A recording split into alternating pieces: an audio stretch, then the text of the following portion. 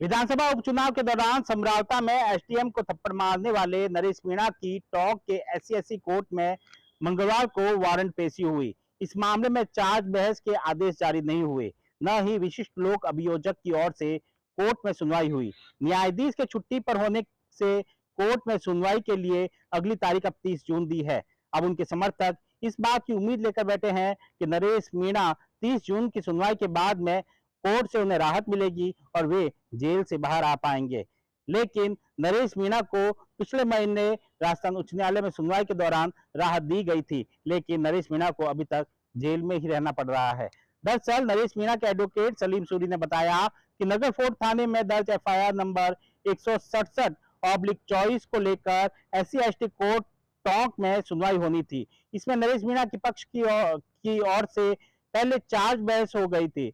आज आदेश आने की पूरी संभावना थी, लेकिन कोर्ट से इस मामले में सुनवाई के लिए फिर से 30 जून दी है। उधर इस मामले में सरकार की ओर से नियुक्त विशिष्ट लोक अभियोजक राम अवतार सोनी की ओर से भी चार्ज बहस पूरी नहीं हुई है। अब इस पूरे प्रकरण में 30 जून का इंतजार किया जा रहा है।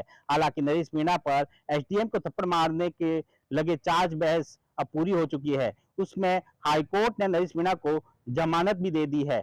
13 नवंबर 2023 को देवली उनियारा विधानसभा क्षेत्र में समरावता टोंक गांव में उपचुनाव में वोटिंग का बहिष्कार किया गया था। निर्दलीय प्रत्याशी नरेश मीणा ग्रामीणों के साथ धरने पर थे। इसी दौरान नरेश मीणा ने अधिकारियों पर जबरन मतदान करने का आरोप लगाया।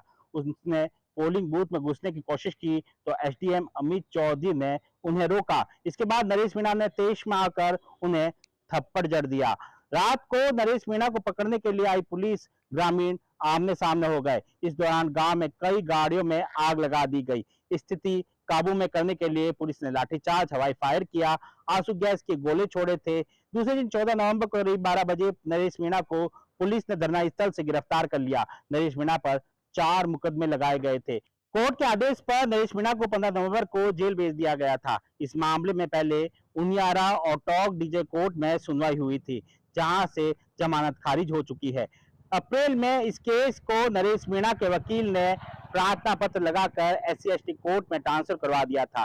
पहले 30 मई को इसको लेकर सुनवाई हुई थी। नरेश मीणा को समरावता हिंसा मामले में हाईकोर्ट से जमानत याचिका खारिज कर दी गई थी। जस्टिस प्रवीण भटनागर की अदालत ने अपने आदेश में कहा कि 14 फरवरी को जिन परिस्थितियों में नरेश मीणा की जमानत खारिज की थी, उन परिस्थितियों में कोई बदलाव नहीं आया है। ऐसे में याचिकाकर्ता के दूसरे जमानत प्रार्थना पत्र को स्वीकार नहीं किया जा सकता। इससे पहले अब थप्पड़ कांड में नरेश मीणा को राजस्थान उच्च न्यायालय से जमानत मिल चुकी है।